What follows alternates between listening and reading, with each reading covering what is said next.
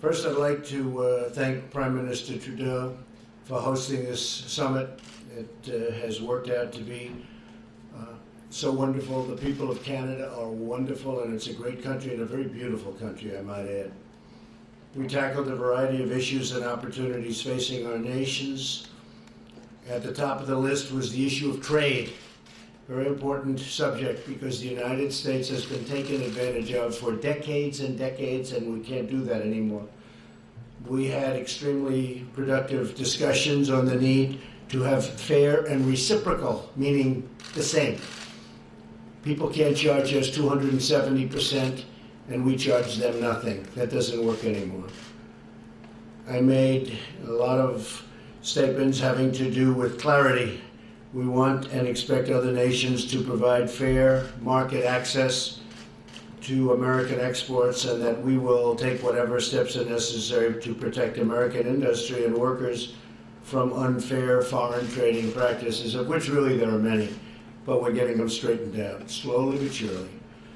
We also discussed the issue of uncontrolled migration and the threat that it poses to both national security and other groups and countries and our citizens and quality of life. We're committed to addressing the migration challenge by helping migrants to remain and prosper in their own home countries. A wide array of national security threats were addressed, including the threat of Iran.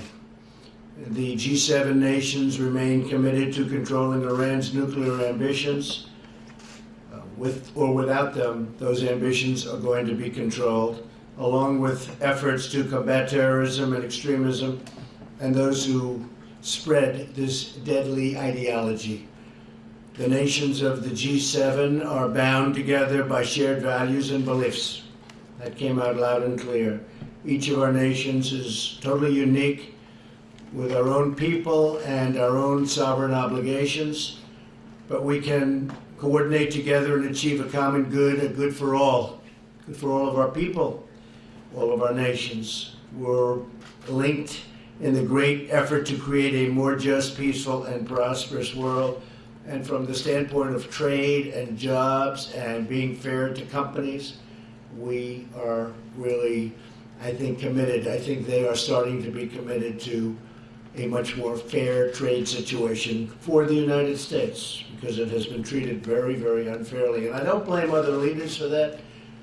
I blame our past leaders.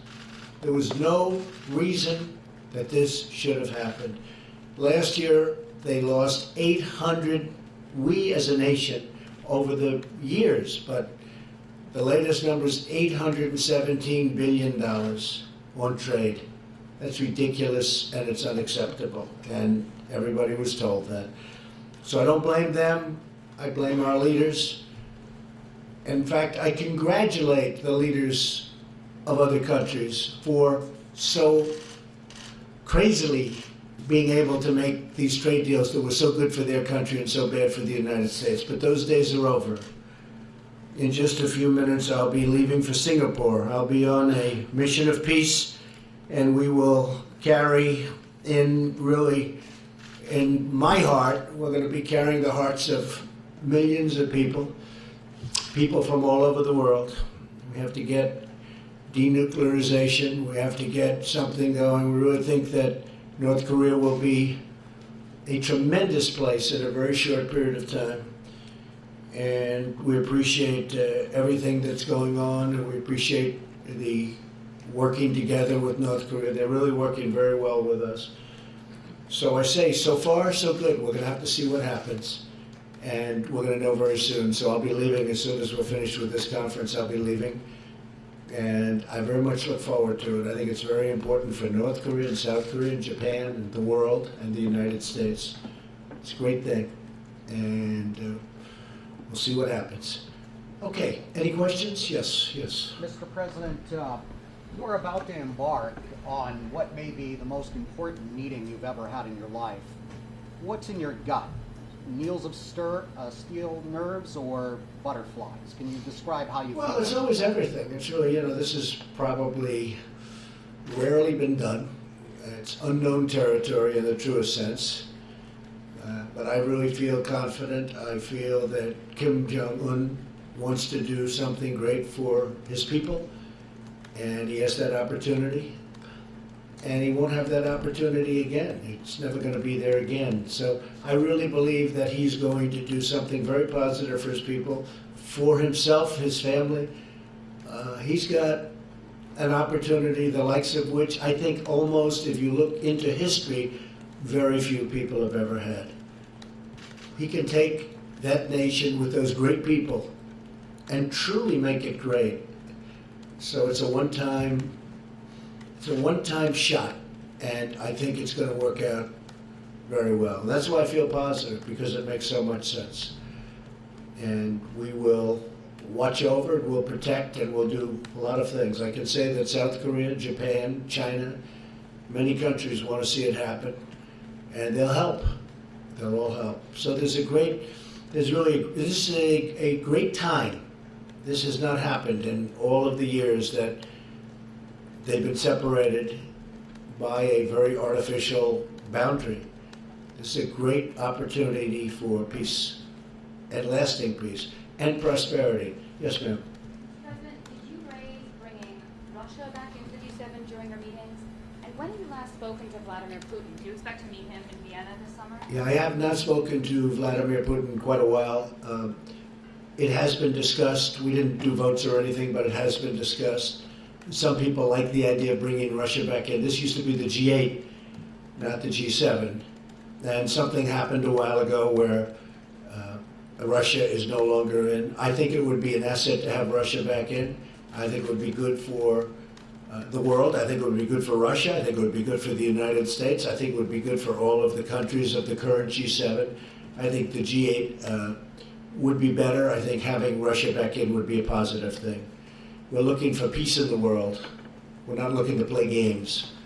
Okay, question? Yes. Mr. President, excuse me. You said that this was a positive meeting, but from the outside it seemed quite contentious. Did you get any indication from your interlocutors that they were going to make any concessions to you? And I believe that you raised the idea of a tariff-free G7.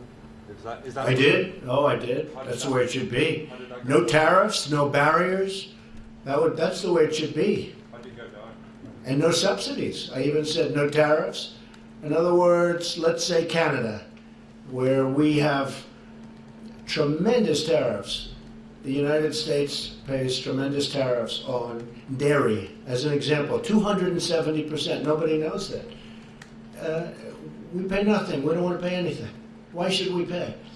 We have to, ultimately, that's what you want. You want a tariff-free, you want no barriers, and you want no subsidies, because you have some cases where countries are subsidizing industries, and that's not fair. So you go tariff-free, you go barrier-free, you go subsidy-free. That's the way you learned at the Wharton School of Finance. I mean, that would be the ultimate thing. Now, whether or not that works, but I did suggest it, and people were, I guess they're going to go back to the drawing board and check it out, right? But we can't have an example where we're paying, the United States is paying 270%. Just can't have it. And when they send things into us, you don't have that. I will say it was not contentious. What was strong was the language that this cannot go on. But the relationships are very good, whether it be President Macron or with Justin. Justin did a really good job. I think the relationships were outstanding. But because of the fact that the United States leaders of the past didn't do a good job on trade, and again, I'm not blaming countries, I'm blaming our people that represented our past. It's got to change. It's going to change. I mean, it's not a question of, I hope it changes. It's going to change 100%. And tariffs are going to come way down, because people cannot continue to do that. We're like the piggy bank that everybody's robbing, and that ends. In fact, Larry Kudlow is a great expert on this, and he's a total free trader. But even Larry's seen the ravages of what they've done with their tariffs. Would you like to say something, Larry, very quickly? Might be interesting. Well, one interesting point in terms of the G7 group meeting, I don't know if they were surprised with President Trump's free trade proclamation, but they certainly listened to it, and we had lengthy discussions about that. As the President said, well, reduce these barriers. In fact, go to zero. Zero tariffs, zero non-tariff barriers, zero subsidies. And along the way, we're going to have to clean up the international trading system, about which there was virtual consensus of agreement on that. And that will be a target. And these are the best ways to promote economic growth.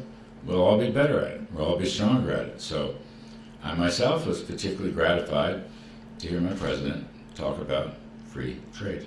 Thank you, sir. And it's very unfair to our farmers. Our farmers are essentially, whether it's through a barrier, non-monetary barrier, or whether it's through very high tariffs that make it impossible. And this is all over the world. This isn't just G7. I mean, we have India where some of the tariffs are 100%. 100%. And we charge nothing. You can't do that. And so we are talking to many countries. We're talking to all countries. And it's going to stop. Or we'll stop trading with them. And that's a very profitable answer if we have to do it. Yes, sir. Thank you, Mr. President. Another question on trade. You just said that you think that the tariffs are actually going to come down, but it does appear that these various countries are moving forward with retaliatory tariffs on the U.S. Did you get any concessions or any agreements with any of these countries not to move forward with those tariffs, and are you willing to not move forward? Well, if with they this deal? retaliate, they're making a mistake. Because you see, we have a tremendous trade imbalance.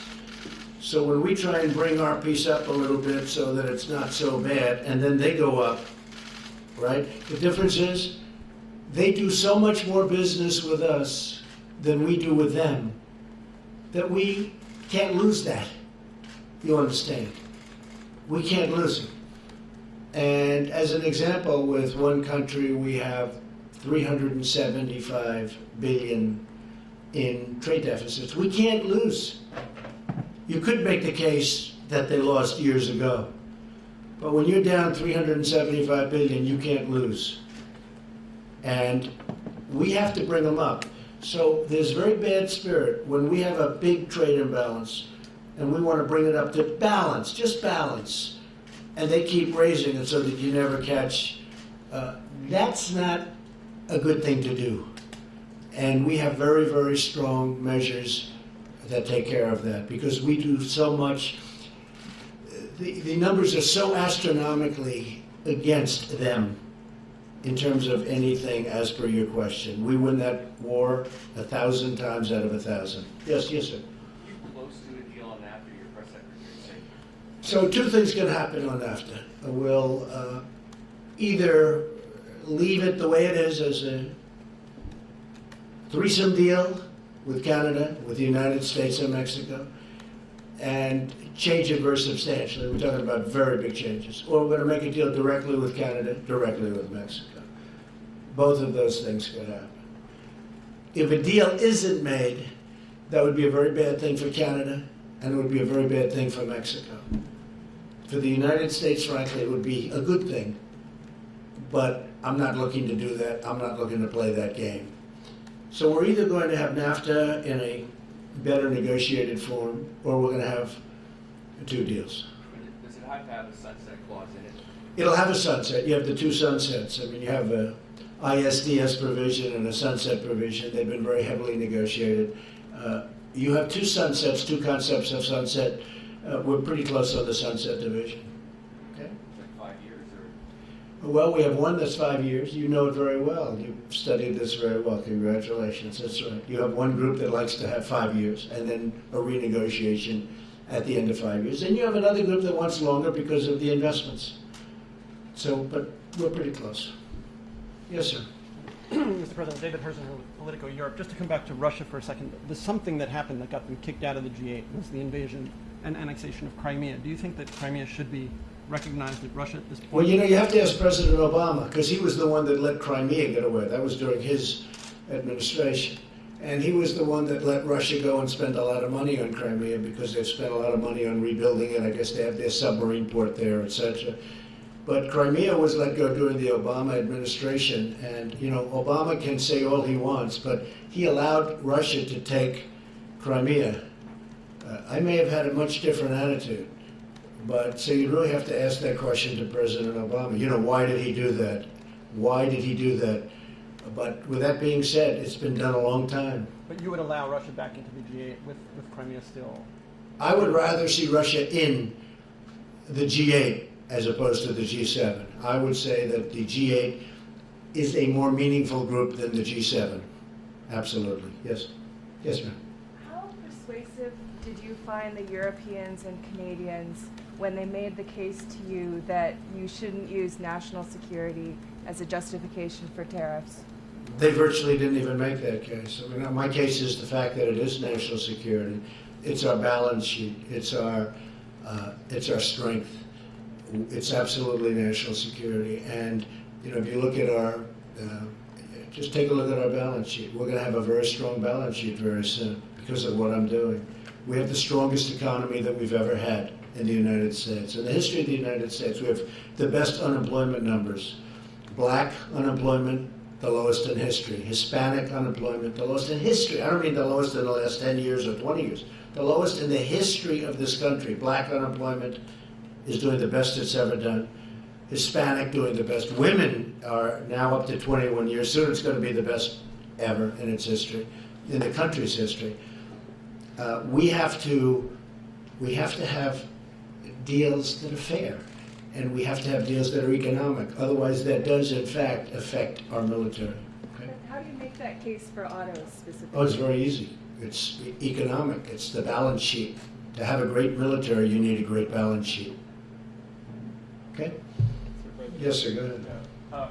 As you were heading into these G7 talks, there was a sense that the America's closest allies were frustrated with you and angry with you, and that you were angry with them, and that you were leaving here early to go meet for more friendlier talks with Kim Jong Un in Singapore. And I'm wondering if you view it the same way, and do you view the U.S. alliance system shifting under your presidency away Who from are you with, out of curiosity?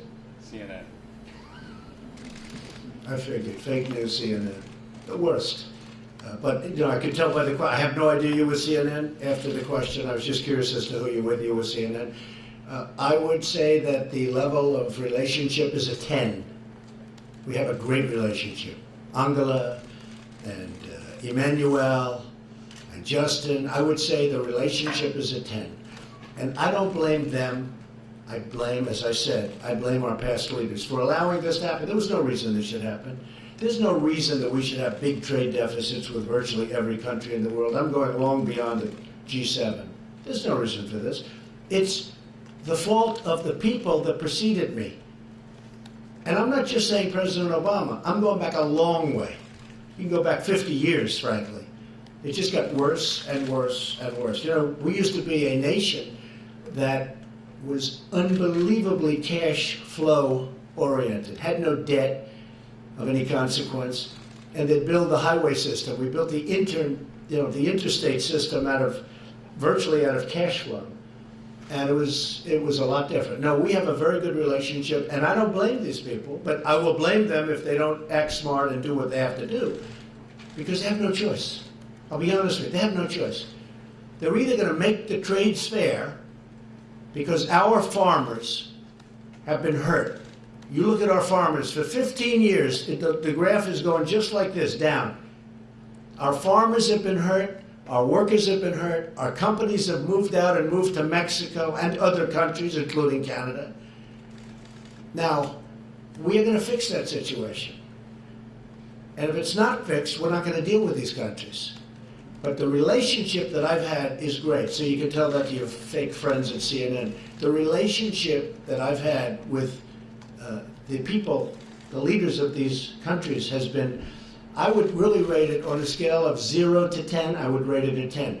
That doesn't mean I agree with what they're doing, and they know very well that I don't. So we're negotiating very hard tariffs and barriers. As an example, the European Union is brutal to the United States.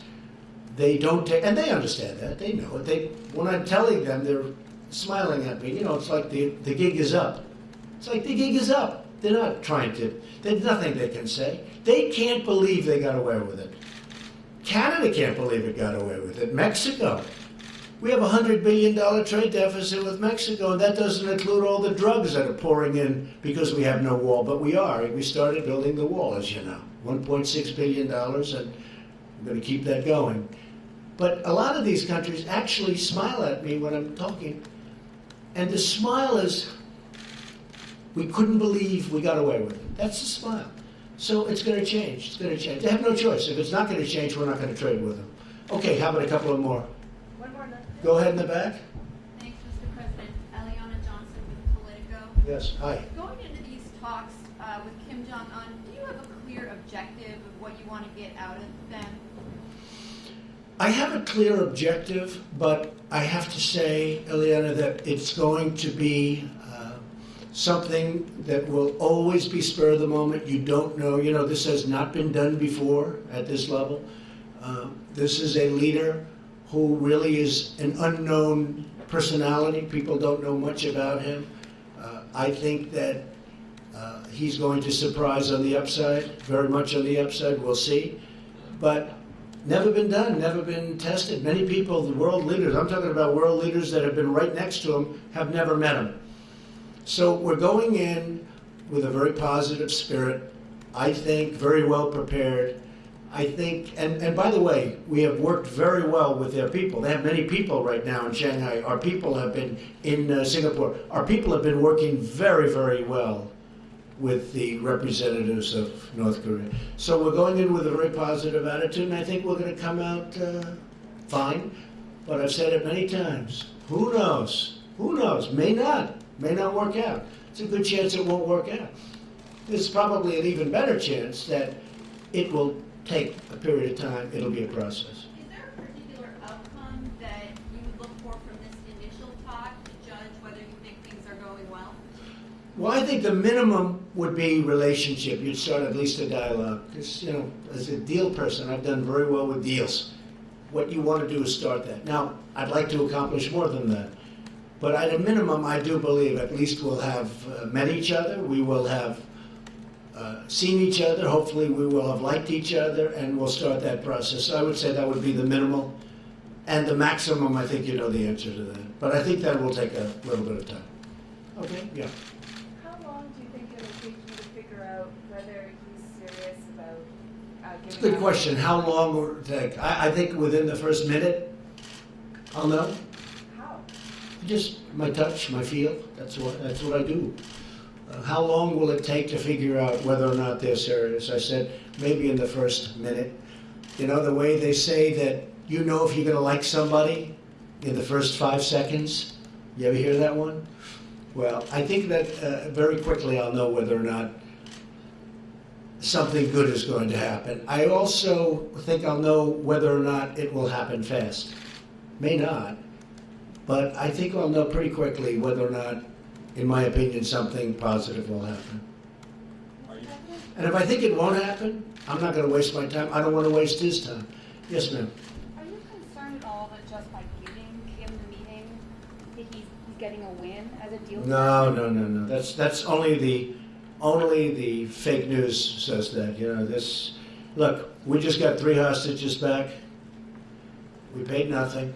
They came back. They're happily ensconced in their homes with their families. They're the happiest people in the world right now. We have gotten. You know, we haven't done anything. Everyone said, you know, the haters. They say, oh, you're giving him a meeting. Give me a break, okay? There's nothing. I think if I didn't do this, it would be, and it's never been done before, you know, it's never been done before. And obviously, what has been done before hasn't worked. And this is something, I can't stress this strong enough. You know, I talked about tariffs that previous people, and I'm not looking to criticize people that were preceding me, but on tariffs, it should have never happened. Well, the same thing on North Korea. We shouldn't be in this position. We shouldn't be in this position on tariffs where we're hundreds of billions of dollars down to other countries that frankly were never even negotiated with. They never even got spoken to. I asked a top person in China, how did it get so bad? He looked at me and said, nobody ever talked to us. They were missing in action, our leaders. Well, a very similar thing, if you think about it, took place with North Korea. This should not be done now. This should have been done 5 years ago, and 10 years ago, and 25 years ago. It shouldn't be done now. Have you spoken to Kim at all in the last I year? can't comment on that. Sir, you've got a plan to catch. Okay, one more Follow question. up on North Korea. Will you raise the issue of the gulags with Kim Jong Un and We're the gonna raise Catholic every kidnap- issue. and the Catholic kidnapping? Every issue is going to be raised. Mr. President, we're sitting here in Canada, you've attacked the US press back home, but you've also done it now on foreign soil. I guess I'd like to ask you why you do that. And do you think Because the U.S. press is very dishonest, much of it, not all of it. Oh, I have some folks in your profession that are with the U.S., in the U.S., citizens, proud citizens, they're reporters. These are some of the most outstanding people I know. But there are many people in the press that are unbelievably dishonest. They don't cover stories the way they're supposed to be. They don't even report them in many cases if they're positive. So there's tremendous, I came up with the term, fake news. It's a lot of fake news. But at the same time, I have great respect for many of the people in the press. Thank you all very much. I appreciate it. Thank you. Thank you, Mr. President.